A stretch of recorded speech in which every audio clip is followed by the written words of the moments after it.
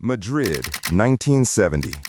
The air in the hallways of the Centro de Investigaciones Biológicas is heavy with the scent of formaldehyde and a silence that feels more like stagnation than contemplation.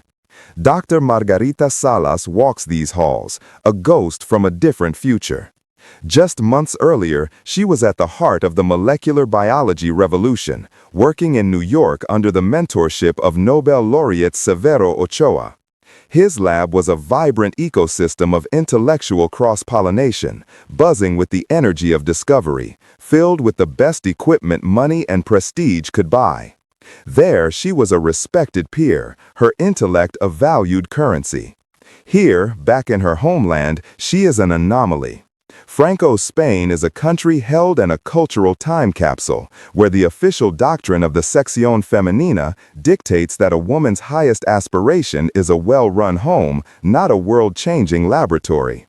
The gazes of her new male colleagues are not hostile, not exactly, but worse. They are dismissive, tinged with a paternalistic curiosity about what this woman, a wife and new mother, thinks she is doing in their hallowed masculine domain. Her request for lab space is met not with a welcome, but with a weary sigh and a gesture toward a small, neglected basement room. There is no seed funding, no state-of-the-art equipment, no team of eager graduate students. There is only a cramped space, a few pieces of second-hand glassware, and the suffocating weight of low expectations. Here, amid skepticism, she and her husband, fellow scientist Eladio Viñuela, are expected to quietly fade into academic obscurity. This was the systemic wall she faced. It wasn't just a lack of resources, it was a profound lack of imagination on the part of the institution. The Spanish National Research Council, the CSIC, was a bureaucracy deeply entrenched in the conservative values of the regime. A woman leading a major research initiative was not just unusual, it was culturally disruptive. Archival records of grant proposals from that era are a stark testament to this reality. While male colleagues with far less promising research avenues received steady, if modest funding, Salas's initial proposals were met with skepticism and delays. The feedback, when it came, was often couched in coded language, questioning the long-term viability or ambitious scope of her project, phrases that thinly veiled a deeper disbelief in her capacity to lead. She was a woman who had tasted the freedom and equality of a top American lab, now thrust back into a system that saw her gender before her genius. Yet, it was precisely this constraint that forged the first crucial decision of her independent career. She knew she couldn't compete with the massive, well-funded American labs working on complex organisms like E. coli. She needed a subject so small, so simple, so seemingly insignificant that no one else would be bothered with it. Her choice was a bacteriophage, a tiny virus that infects bacteria, named Phi29. To the wider scientific community, Phi29 was a biological footnote. It was one of the smallest known bacteriophages. Its genome a minuscule string of just 19,000 base pairs, a mere speck compared to the millions of base pairs in the bacteria it infected. For Salas, its simplicity was its genius. A small genome meant fewer genes, fewer proteins, and a biological system that could, in theory, be completely understood, piece by piece, even with the primitive tools at her disposal.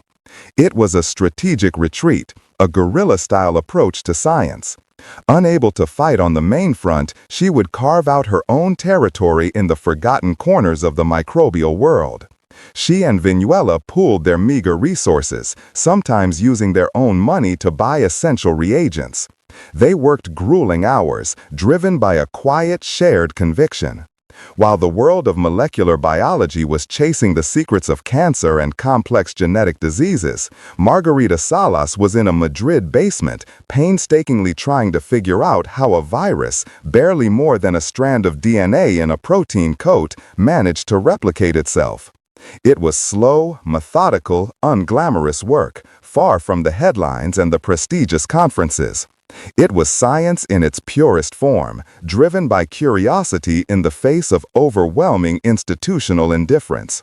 No one, not even she, could have predicted that within the humble machinery of this microscopic parasite lay a biological tool so powerful it would one day unlock the very genomes her contemporaries were struggling to decipher. How could such a pivotal discovery, the key to the future of genetics, begin here, in the cold obscurity of a nation that had all but turned its back on her? Following that quiet beginning in a forgotten Madrid lab, the painstaking work on Phi29 began to yield extraordinary results.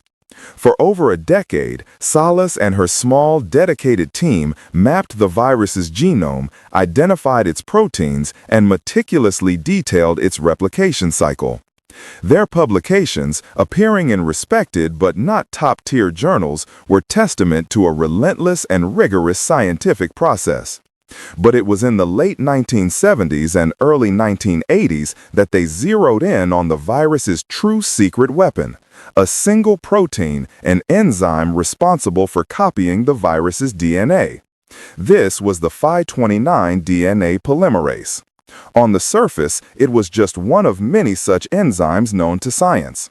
All life, from viruses to humans, uses DNA polymerases to replicate its genetic code. They are the molecular scribes of biology. But as Salas's team characterized this specific enzyme, they realized it was unlike any other. It had a set of properties that seemed almost miraculous, a biological anomaly that defied the known trade-offs of molecular machinery. First was its incredible processivity. Most DNA polymerases are like sprinters. They copy a short stretch of DNA and then fall off, needing to reattach. Salas's enzyme was a marathon runner. It could add up to 70,000 nucleotides, the letters of the genetic code, in a single go, without detaching from the DNA strand. This was orders of magnitude better than the polymerases used in labs at the time. Second was its astonishing fidelity. It was an exceptionally accurate scribe, making fewer than one error in a million base pairs copied. Third, and most crucially, was its powerful strand displacement ability. It didn't need another enzyme to unzip the DNA double helix ahead of it. It simply plowed through, unwinding the strands as it synthesized a new copy. This combination of features was revolutionary.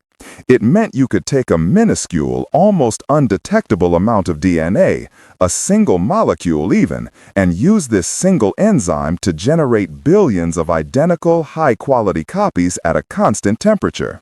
This process, which she pioneered and termed isothermal amplification, was a radical departure from the then-nascent PCR technology, which required complex machines to cycle through different temperatures. This was a game-changer. The evidence is indelibly recorded in the archives of the United States Patent and Trademark Office. Patent number 5050, filed in 1989 by the Spanish CSIC on behalf of Salas and her collaborator Luis Blanco, lays out the unique properties of the enzyme in cold, legal language. This document would become the single most profitable patent in the history of Spain's primary research body. International biotech companies, particularly Amersham Biosciences, immediately licensed the technology. The enzyme became a blockbuster product, sold under brand names like Amplify and Genomify, and rapidly integrated into research kits worldwide. Suddenly, labs everywhere could amplify whole genomes from single cells, sequence DNA from ancient bones, and detect pathogens from trace samples. The profits flowed back, not to Salas's lab directly, but to the very institution, the CSIC, that had underfunded her for decades. While her enzyme was generating millions in revenue, her team was still fighting for basic stipends and updated equipment. The systemic irony was staggering. The scientific world was being quietly transformed by a tool forged in austerity. But the architect of that transformation remained a peripheral figure, especially in her own country. Her name was on the patent, her data in the papers, but the glory and the bulk of the financial reward was being absorbed by corporations and institutions far removed from that basement lab. Who then truly profited from this silent revolution? And what does it mean when a nation profits from a genius it refuses to properly celebrate? Building on the global embrace of her work, the Phi29 DNA polymerase became more than just a profitable patent. It became a fundamental pillar of the genomic era. The true world-altering impact of Salas's discovery wasn't just in making DNA amplification easier, but in making the previously impossible possible. The key technique her enzyme unlocked is called whole genome amplification, or WGA. This is the scientific equivalent of taking a single faded manuscript page and flawlessly reproducing the entire library it came from. With WGA, scientists could take one cell, a single cancer cell from a tumor biopsy, a lone fetal cell circulating in a mother's blood, or a remnant bacterium from an archaeological site, and generate enough pure DNA to sequence its entire genome. This capability, which we now take for granted, simply did not exist in a reliable form before Salas's enzyme. The ripple effects have been monumental. In forensics, it means that the tiniest trace of biological material left at a crime scene, a skin cell on a piece of fabric, can yield a full genetic profile, solving cold cases decades later. In medicine, it is the engine behind the field of liquid biopsies, where a simple blood draw can detect circulating tumor DNA, allowing for early cancer diagnosis and personalized treatment plans based on a tumor's specific genetic mutations. It's the technology that enables non-invasive prenatal testing, identifying chromosomal abnormalities in a fetus without risky procedures. In microbiology, it allows researchers to study the vast ecosystems of unculturable bacteria that live in our oceans and our own bodies. From crime scenes to personalized medicine, Margarita Salas's polymerase is the invisible, indispensable workhorse silently operating behind some of the 21st century's greatest scientific achievements. Yet, while her enzyme was reshaping global science throughout the 1990s and 2000s, official recognition in Spain arrived at a glacial pace. It was a classic case of what historian of science Margaret Rossiter termed the Matilda effect, the systematic denial of credit to female scientists. While she was elected to the Royal Spanish Academy in 1988, a significant honor, the major national accolades and widespread public acknowledgement of her as a figure of historical importance did not materialize for another 2 decades. It wasn't until 2016 that she received the Echegaray Medal, and not until 2019, the year of her death at age 80, that she was awarded the European Inventor Award for Lifetime Achievement. This was a lifetime of deferred honor.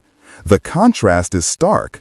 A world of science transformed by her work in real time, while the country that reaped the financial benefits of her patent took a generation to fully celebrate her. Her story forces us to ask a deeply uncomfortable question. How many other brilliant minds, particularly women, were constrained or entirely crushed by the same systemic inertia? How many cures were delayed? How many discoveries were missed because the person with the insight was the wrong gender, from the wrong country, or working in an underfunded lab? Margarita Salas had the almost superhuman tenacity to persevere. She not only made her discovery, but also stayed in Spain, fighting tirelessly for increased science funding and mentoring over 50 PhD students, creating a world-class school of molecular biology from scratch. She did not just discover an enzyme, she built a legacy and fought to reform the very system that had tried to sideline her. Her life is a powerful testament to the resilience of human intellect, but it is also an indictment of the cost of institutional blindness. Remembering her is not just about correcting a historical oversight. It is a reminder that genius can emerge from the most unlikely of places, and it is our collective responsibility to create a world that is ready to see it no matter who it belongs to.